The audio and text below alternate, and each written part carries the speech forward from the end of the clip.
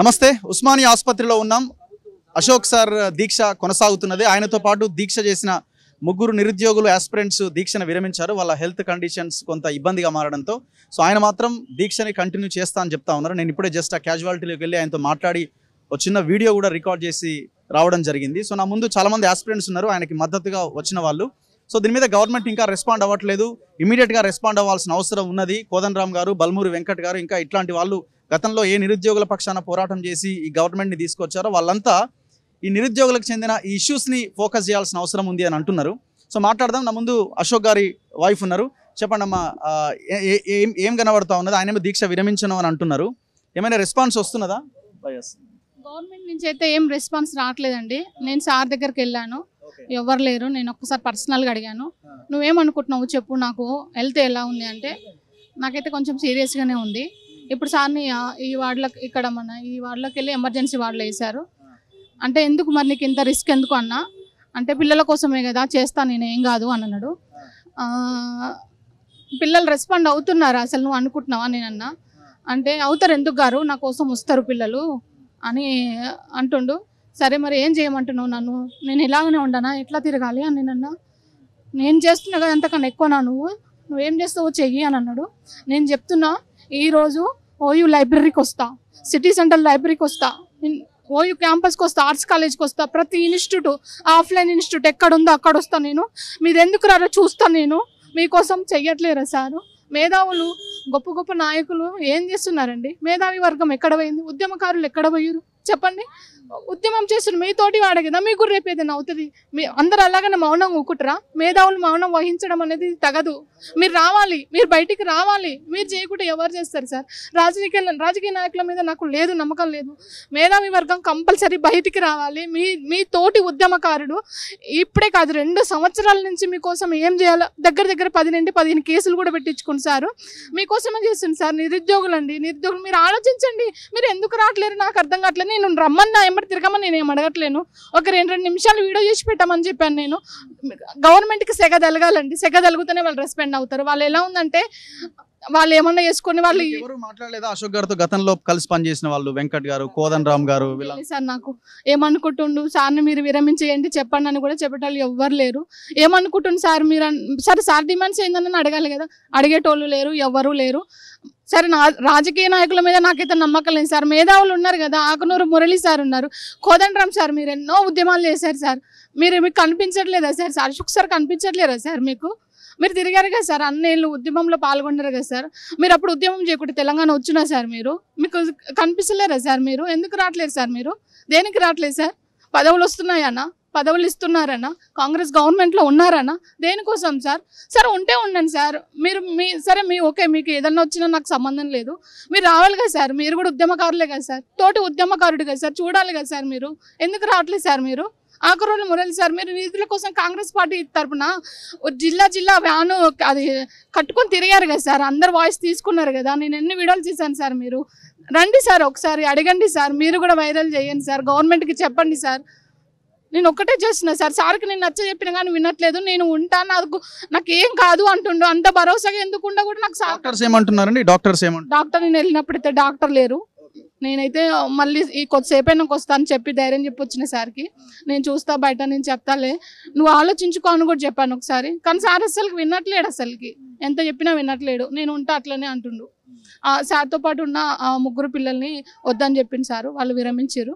అస్మా కానీ, ఇంద్రసేన కానీ, కుమార్ నాయక్ సార్ వాళ్ళు పిల్లలు ఎవరైతే ఉన్నారో ఆమరణ దీక్ష 5వ రోజు దాకా ఎవరైతే కొనసాగించారో ఆ పిల్లలు విరమించారు. నేను కూడా చెప్పాను, కూర్చున్న రోజు చెప్పాను, నిన్న చెప్పాను, వచ్చిన ప్రతిసారి మీకు ఎందుకు సార్ ఉన్నారు కదా, సార్ చేస్తున్నారు కదా, వద్దు మీకు అని చెప్తే లేదు, సారు ఉన్నారు కదా, సార్కి బలం మేము ఉంటామన్నారు.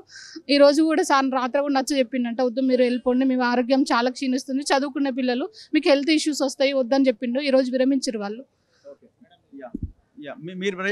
మీరు ఆస్పిరెంటేనా? అవునండి.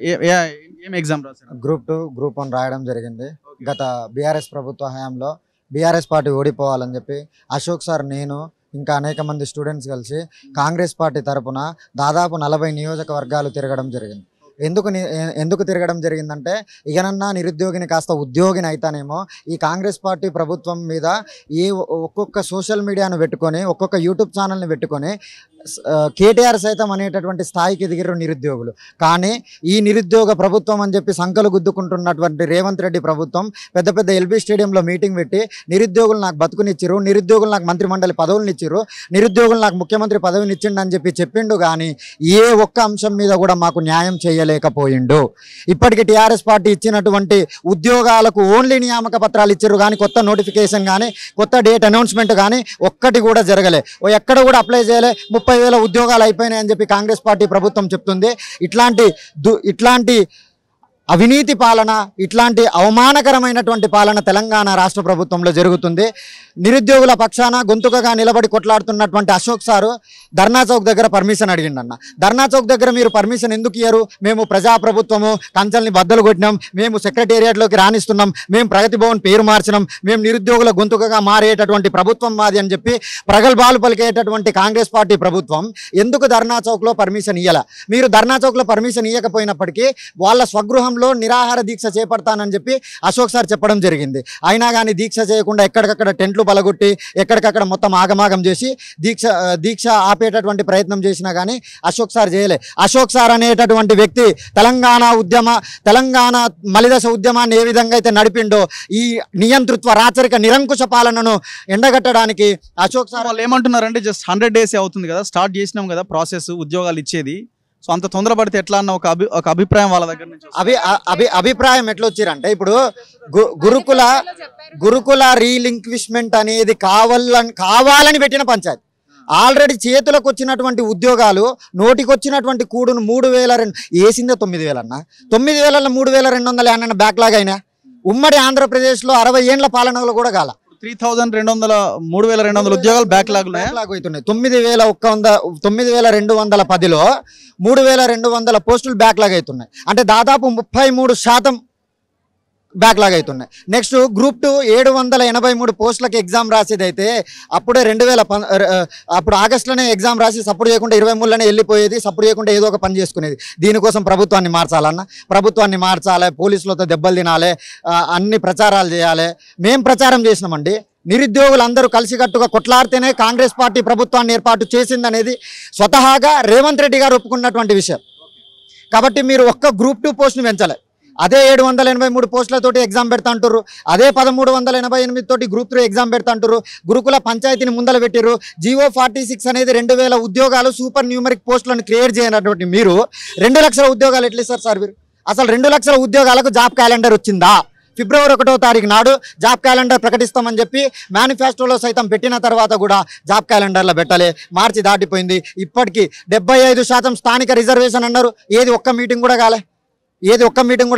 కాబట్టి ఏం చేస్తారులే, ఏమవుతుందిలే అనుకుంటారు. అశోక్ సార్ 5 రోజుల నుంచి నిరాహార దీక్ష చేస్తుంటే మీ ప్రభుత్వాన్ని ఏర్పాటు చేయడంలో అత్యంత కీలక పాత్ర పోషించినటువంటి వ్యక్తి చేస్తున్నా కూడా నిమ్మకు నీరెత్తినట్లుగా ప్రవర్తించడం మంచిది కాదు. మీరేమంటున్నారు? మేనిఫెస్టోలో పెట్టినారు కదా అంటున్నారు. ఆల్రెడీ డిక్లేర్ చేతగాని గవర్నమెంట్ ఎందుకో గుడ్డి హామీలు ఇచ్చి ఇట్లా మమ్మల్ని గుడ్డిగా చేస్తున్నది. ఆల్రెడీ కేసీఆర్ ప్రభుత్వంకి ఒకటి జట్కా తగిలింది కదా, కుర్చీ స్టడీ చైర్ దలుచుకుంటే ఏదైనా చేస్తుంది అనేది తెలిసినాక కూడా మాతో నాశామాషి అనుకుంటున్నారా? 783 పోస్టులు అంటే అప్పుడే రాస్తుండే ఎగ్జాము.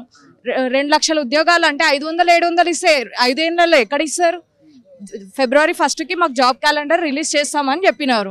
ఫిబ్రవరి పోయింది, ఇప్పుడు మార్చి వచ్చింది. సేమ్ 2 నెలల్లోనే 30,000 ఉద్యోగాలు ఇచ్చారని చెప్పేసి సీఎం గారు చెప్తున్నారు కదా. అది ఎప్పుడు మేము ఎగ్జామ్ రాసాము, ఎప్పుడు నోటిఫికేషన్ రిలీజ్ చేశారు? ప్రీవియస్ గవర్నమెంట్ ఏదైతే డిక్లేర్ చేసిందో అదే ఇస్తున్నారు. వాళ్ళు ఇచ్చిన దాంట్లో వీళ్ళు చేసుకొని మేము ఇచ్చినాం అంటే ఇప్పుడు మీరేం డిమాండ్ చేస్తారు? ప్రజా దర్బార్ అని కూడా అంటున్నారు. అక్కడ స్టూడెంట్స్ వెళ్తే అసలు అలౌవే చేయట్లేదు. స్టూడెంట్స్ ని చూడగానే పోలీసులు కూడా వాళ్ళ జులుం చూపిస్తున్నారు. చూడడానికి వస్తే భయపట్టియడం ఏంటి? ఫోన్ ఇవ్వు. Who are you to take my phone? Phone ఇవ్వు. ఆయన హాస్పిటల్లో ఫోన్ ఇవ్వు. వీడియో తీయద్దు, కాల్ మాట్లాడద్దు. నా ఫ్రెండ్ అట్లనే సార్ని చూడడానికి వస్తే తనను కొట్టారు. ఎవరిచ్చారు వాళ్ళకి ఆ రైట్? ప్రజా దర్బార్ లో పోలీసుల జులుం నడుస్తుందా? మీరు ఏం ఎగ్జామ్ రాశారండి? ఇప్పుడు మేము అందరం గ్రూప్స్ కి ప్రిపేర్ అవుతున్నాం. ఇప్పుడు ఆ 700 గ్రూప్ 2 మీరు గ్రూప్ 2 అండ్ గ్రూప్ 3. సో ఇప్పుడు ఎన్ని పెంచాలని మీరు అంటున్నారు? మాకు 2,000 పోస్టులు అని చెప్పారు. గ్రూప్ 2లో 1,500 నుంచి 2,000 ఖాళీలు ఉన్నాయని చెప్పారు. వాళ్ళు ఏమంటున్నారంటే అన్ని ఒకే ఇయర్ వేస్తే మరి నెక్స్ట్ ఇయర్ పరిస్థితి ఏందని క్వశ్చన్ రైజ్ చేస్తున్నారు. నెక్స్ట్ ఇయర్ కూడా మళ్ళీ జాబ్ క్యాలెండర్ లాగా వేస్తాం కదా. మాకు నమ్మకం లేదు. ఎగ్జాంపుల్ ఇవ్వాలనే కేసీఆర్ ప్రభుత్వం అన్న బెటర్ అనిపిస్తుంది. వాళ్ళు కేసులు వేసి భయపట్టిస్తే వీళ్ళు ఏకంగా లాఠీ చార్జీలు వేసి బౌన్సర్లు అలా గుద్దడం ఏంది? మీరు ఏం డిమాండ్ చేస్తున్నారు? మా సార్ ఇవాళకి 6th డే కంటిన్యూ చేస్తున్నాడు. ఇప్పుడు ఎంపీది నోటిఫికేషన్ 17th రిలీజ్ అవుతుంది. ఆల్రెడీ కుర్చీలను తలుచుకుంటే స్టడీ చైర్లతో ఏమవుతుందో వాళ్ళకి తెలుసు. నెక్స్ట్ ఇంకా ఏంటో చూసుకుందాం. ఇంకెవరు? మీరు మీరు బ్రదర్, మీరు ఎక్కడి నుంచి వచ్చారు? నేను గురుకుల ఆస్పిరెంట్ అన్న. గురుకుల ఆస్పిరెంట్. నేను ఇప్పుడు ఉద్యోగం వచ్చిందా రాలేదా? బ్యాక్లాగ్ దీంట్లో ఈ బ్యాక్లాగ్ లో తోసేద్దామని చూస్తున్నారు. నేను నిజామాబాద్ డిస్ట్రిక్ట్ నుంచి వచ్చాను. ఈ రోజు అశోక్ సార్ ఏదైతే నిరాహార దీక్ష చేస్తున్నాడో ఆ దీక్షకు మద్దతు ప్రకటించడానికి నిజామాబాద్ 250 కిలోమీటర్లు ప్రయాణం చేసి సార్ కోసం వచ్చానండి. యాక్చువల్లీ కేసీఆర్ ప్రభుత్వం ఏం చెప్పిందంటే 12,000 ఉద్యోగాలు ఇస్తా అన్నాడు. గురుకుల 12,000 కాస్త 9,000 ఇచ్చాడు. ఓకే, 9,210 పడ్డాయి కదా, చదువుకుందామని చదువుకున్నాం. చదువుకుంటే ఈ రోజు ఏం జరిగింది? ఆ 9,000 కాస్త 6,000 5,000 ఇచ్చి ఇంకో 3-4,000 బ్యాక్లాగ్ వేద్దామని చూస్తున్నాడు. ఇప్పుడు ఈ కేసీఆర్ని ఎలాగైనా ఓడగొడితే రేవంత్ అన్న అంటే నేను మీ వెనకాల ఉంటా, మీకోసం ఎంత దూరమైనా వస్తానన్నాడు. ఆ ఒక్క నమ్మకంతో ఇవాళ నేను కూడా బస్సు యాత్ర చేసిన అన్న. బస్సు యాత్రలో భాగంగా చాలా మంది గ్రామాల్లోకి వెళ్ళి అమ్మా నాన్న కాళ్ళు మొక్కిన, మా రేవంత్ అన్న కోటేయండి, మాకు ఉద్యోగాలు వస్తాయి, మీకు ఈ పెన్షన్లు ఎందుకు, ఇవన్నీ ఎందుకు, మేమే మిమ్మల్ని బతుకున్న రోజులు చూసుకుంటామని చెప్తే వాళ్ళు కూడా అయ్యా కొడుక మీకన్నా ఎక్కనా, సరే ఉద్యోగాలు వస్తే మంచిదే కదా అని చెప్పి వాళ్ళు కూడా మేము చెప్పినట్టు మా మాట కాదనక ఈరోజు రేవంత్కి ఓటేశారు, గెలిచారు. గెలిచిన తర్వాత అన్న అంటే పలుకుతా అన్న రేవంత్ రెడ్డి ఈరోజు అసలు ఏమాత్రం స్పందిస్తలేడు. ఇవాళ వికలాంగులు అందరు కాళ్ళు చేతులు ఇరిగిపోయి రోడ్డు మీద పడి సారు అంటే కూడా సార్ కాన్వాయిలు వెళ్తే సారు అని చేతులు లేపినా పలకట్లేడు. ఇలా ఎందుకు బిహేవ్ చేస్తున్నాడో సార్ మాకు అర్థమైతలే. సార్ దయచేసి చెప్తున్నా సార్, కనీసం ఇప్పటికైనా మా పైన మీరు ఎటువంటి ఇలా మొండిగా వ్యవహరించకుండా మా పైన ఇప్పుడే తక్షణమే స్పందించి మాకు నిరుద్యోగులకి ఎటువంటి హాని చేయకుండా చూసుకోవాలని కోరుతున్నాను సార్. So only గురుకులానేనా? ఇప్పుడు మిగతా ఇప్పుడు డిఎస్సి కూడా ఒక 11-12 ఉద్యోగాలు వేసినామని చెప్తా ఉన్నారు. డిఎస్సి 11,000 అన్నారు సార్. అక్కడ స్కూల్ అసిస్టెంట్ విషయానికి వస్తే కేవలం 2,000 మాత్రమే ఉన్నాయి. ఆ 2,000లో సబ్జెక్ట్కి తీసే మ్యాథ్స్కి 1-2, ఇంగ్లీష్కి 1-2 అట్లా 1-2 మాత్రమే ఉన్నాయి. కనీసం ఈ గురుకులాలో నన్ను న్యాయం చేయగలిగితే ఈ గురుకులాల్లో చాలా మంది వెళ్ళిపోయే అవకాశం ఉంటుంది జాబ్స్కి. ఇంకొద్ది కాస్త ఉపశమనంలాగా ఆ డిఎస్సిలో కొంతమంది చదువుకుంటారు. అసలుకే వేసారు అన్నట్టు ఈ గురుకులాలనే మీరు 3-4 వేల పోస్టులు కోత పెడితే అసలు నిరుద్యోగులు అనేవారు ఇంకా తెలుసు కదా. 46 వాళ్ళు ఉన్నారా ఎవరైనా? అటు వెళ్ళిపోయినారు. సో ఇది వాస్తవ పరిస్థితి. గవర్నమెంట్ చర్చల ద్వారా ఈ సమస్యకి పరిష్కారం తీసుకురావచ్చు. ఒక్క ఆలోచన చేస్తే ఈజీగా పరిష్కారం దొరుకుతుంది. కోదండరామ్ లాంటి వాళ్ళు ఇనిషియేట్ తీసుకొని సో ఇక్కడ అశోక్ గారి దీక్షను విరమింపజేసి ప్రభుత్వం దగ్గరికి తీసుకెళ్ళి మీరే కూర్చొని ఆ తర్వాత దీక్షను విరమింపజేస్తే అందరికీ సంతోషంగా ప్రశాంతంగా ఉంటుంది. వాళ్ళు చాలా న్యాయమైన డిమాండ్స్ ఇవన్నీ కూడా. కొంత పోస్టులు పెంచమంటున్నారు, ఉన్న పోస్టులలో బ్యాక్లాగ్స్ లేకుండా అన్నీ ఫుల్ఫిల్ చేయమని అడుగుతున్నారు. మళ్ళీ బ్యాక్లాగ్స్ పెట్టి మళ్ళీ ఇంకొక నోటిఫికేషన్ ఇచ్చి మళ్ళీ ఈ 9,000 లెక్కని 9,000 ఇచ్చినామని చెప్పుకుంటా ఉన్నారు. మళ్ళీ నెక్స్ట్ ఇచ్చి మళ్ళీ ఈ లెక్కన అందులో కలుపుతూ ఉంటారు. ఇది చాలా దుర్మార్గమైన విషయం. ఇమీడియట్గా గవర్నమెంట్ రెస్పాండ్ అవ్వాల్సిన అవసరం కనబడతా ఉన్నది. ఆయన హాస్పిటల్లో ఉండి దీక్ష చేస్తూ ఉన్నారు. సో దీక్ష చేసి ఆ దీక్ష ఇంకో రకంగా రోజులు పెరిగే కొద్దీ ఆయన ఆరోగ్యం మీద ప్రభావం పడే అవకాశం ఉన్నది. ఇది మరింత ఇబ్బంది గవర్నమెంట్కి. సో తక్షణమే ఆలోచించాల్సిన అవసరం ఉన్నది. కెమెరామెన్ పాషాతో రఘు, మన తొలి వెలుగు.